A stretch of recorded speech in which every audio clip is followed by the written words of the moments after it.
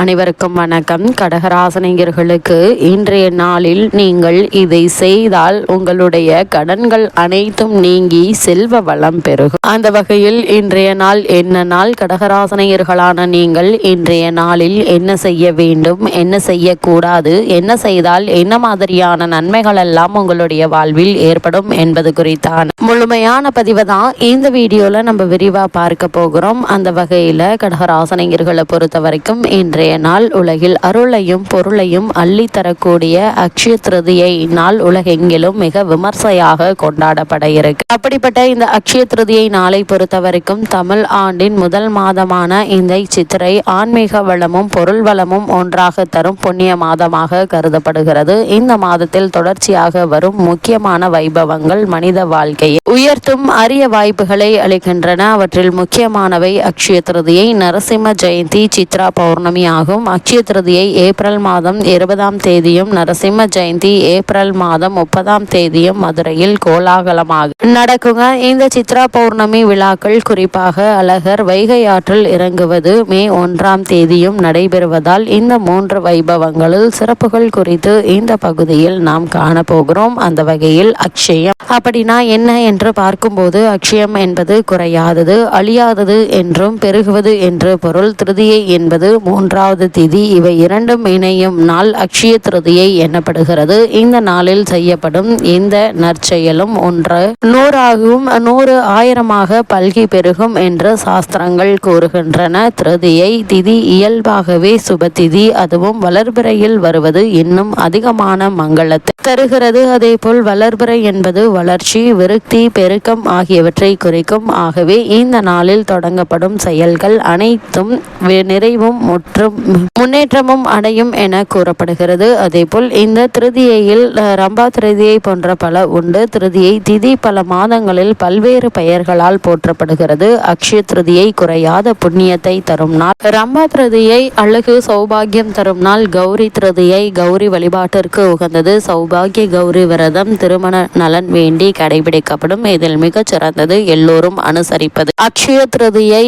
காரணம் சூரியன் உச்சமடையும் காலமாக சித்திரை வளர்பிறை வருகிறது. இந்த காலம் ஆற்றல், ஒளி, உற்சாகம், வாழ்வின் எழுச்சி ஆகியவற்றை அதிகரிக்கிறது. இதனால் அக்ஷய திருதியின் புண்ணிய பலன் மேலும் பலமடைகிறது.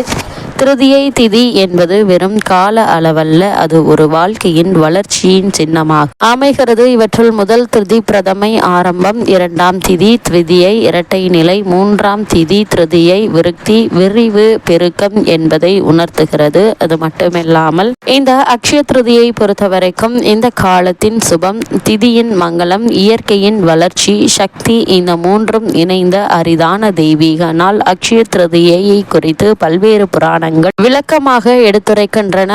பவிஷ்ய புராணம், விஷ்ணு புராணம் போன்ற புராணங்களில் அக்ஷய திருதியை பற்றிய குறிப்புகள் உள்ளன. திருமணம் போன்ற சகல நிகழ்ச்சிகளும் ஏற்ற நாளாக இந்த திருதியை திதி விளங்குகிறது. கல்வி கற்பதற்கும், தொழில் தொடங்குவதற்கும், ஹோமங்கள் போன்ற புண்ணிய காரியங்களை செய்வதற்கும், வீடு கட்ட ஆரம்பிக்கவும், கிரக பிரவேசம் செய்யவும், யாத்திரை மேற்கொள்ளவும் இந்த நாள் ஏற்றது என்று சாஸ்திரங்கள் கூறுகிறது. அது மட்டுமில்லாமல் பாண்டவர்கள் வனவாசம் செய்த காலம், காட்டில் தினமும் அவர்களை சந்திக்க முனிவர்கள், பக்தர்கள், விருந்தினர்கள் வந்தார்கள். அதிதி தேவோபவ என்ற தர்மத்தை மறக்காத பாண்டவர்கள் யாரையும் பசியோடு அனுப்ப விரும்பவில்லை. ஆனால் உணவுக்கு என்ன செய்வது? காடு என்பதால் கிடைப்பது என்பது அரிது. இதனால் பெரும் கவலை அடைந்தார்கள். சூரிய பகவானை நோக்கி தவம் செய்தனர். பிரகாசமான ஒளியாக சூரியன் தோன்றினார். தர்மபுத்திரா, உன் மனம் தூயது, பிறர் பசியை போக்க நினைக்கும் உன் எண்ணம் எனக்கு இன்பம் அளிக்கிறது என்று கூறி அவர் ஒரு அதிசய பாத்திரத்தை அளித்தார். அதுதான் அக்ஷய பாத்திரம். இந்த பாத்திரத்தில் உணவு எடுக்கும் வரை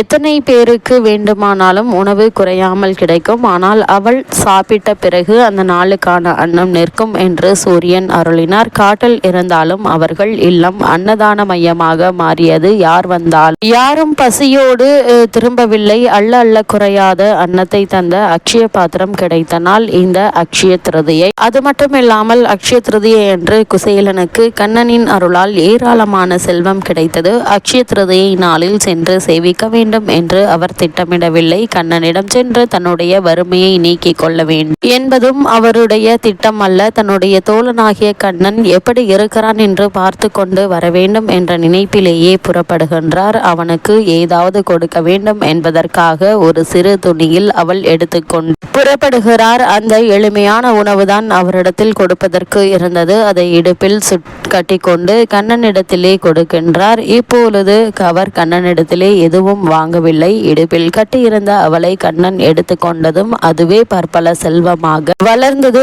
வாங்கினால் வளரும் என்பது அல்ல, கொடுத்தால்தான் வளரும் என்பதே கதையின் மிக முக்கியமான செய்தியாக அமைகிறது. அது மட்டுமில்லாமல் இந்த அக்ஷய திருதியை நாளை பொறுத்தவரைக்கும் பல தெய்வீக நிகழ்வுகள் ஒன்று சேர்ந்து புண்ணிய நாளாக அமைகிறது. பராசக்தி அன்னபூரணி வடிவம் கொண்டு உலக மக்களின் பசியை போக்கினார். சிவனின் சாபமும் இதனால் விலகியது. அன்னம் என்பது மாயை அல்ல, வாழ்க்கையின் ஆதாரம் என்பதை உணர்த்தினார். இந்த நாள் அன்னதானத்தின் உயர்ந்த மகிமை கொண்டது. பசியை போக்குவது பரம தர்மம். பகிர்ந்தால் குறையாது, பெருகும். அன்னம் அளிப்பவன் இறைவனே ஆகிறான் என்பதை உணர்த்திய நாள் அக்ஷய திருதியை. இந்த நாளில் அன்னதானம் செய்யுங்கள். ஒரு நெல் விதையிலிருந்து 1000 மணிகள் கிடைப்பதை போல் ஒவ்வொரு சோற்று பருக்கையையும் தானம் செய்யும் போது அது பல்மடங்கு புண்ணியமாக வளரும், அக்ஷயமாய் வளரும், அதாவது குறைவில்லாமல் வளரும் என்பதனால் அக்ஷய திருதியை அன்று அவசியம் அன்னதானம் செய்ய வேண்டும். குறிப்பாக சித்திரை மாதம் என்பதால தயிர் சாதம் அன்னதானம் செய்வது மேலும் சிறப்பு வாய்ந்த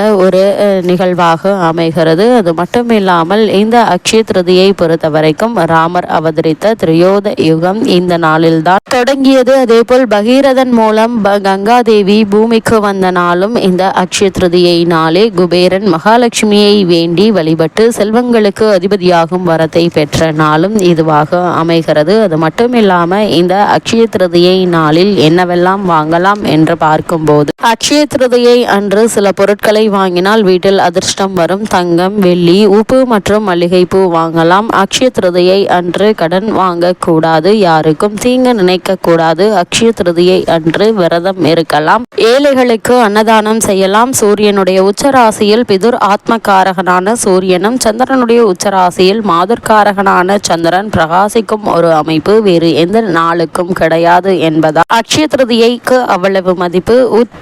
உத்தர காலமிர்தம் இன்றைய காளிதாசன் இந்த திருதியை திதி நாளில் எல்லா விதமான மங்களகாரகமான காரியங்களும் செய்யலாம் என்று சொல்கிறார். தண்ணீர் நிரம்பிய குடத்தை தானமாக தருவது சிறப்பு என்கின்றார்கள். இதனை தர்மக்கடம் என்று போற்றுவர். அக்ஷய திருதியை தினத்தில் செய்யப்படும் பித்ரு தர்ப்பணம் பல தலைமுறைக்கு முந்தைய நமது மூதாதையர்களுக்கு போய் சேரும் என்பது ஐதீகம். எனவே அக்ஷய திருதியை தினத்தன்று செய்யப்படும் பித்ருக்கடன் மிக முக்கியத்துவம் வாய்ந்ததாக கருதப்படுகிறது. அக்ஷய திருதியை அன்று கடகராசினியர்களான நீங்கள் செய்ய வேண்டியவை என்ன என்று பார்க்கும்போது தானம் செய்ய வேண்டும், அதாவது வழிபாடு செய்ய வேண்டும். அக்ஷய திருதியை என்று அதிகாலையில் பிரம்ம முகூர்த்தத்தில் நாம் பூஜை செய்தாலே அதிக பலன்கள் கிடைக்கும் என கூறப்படுது.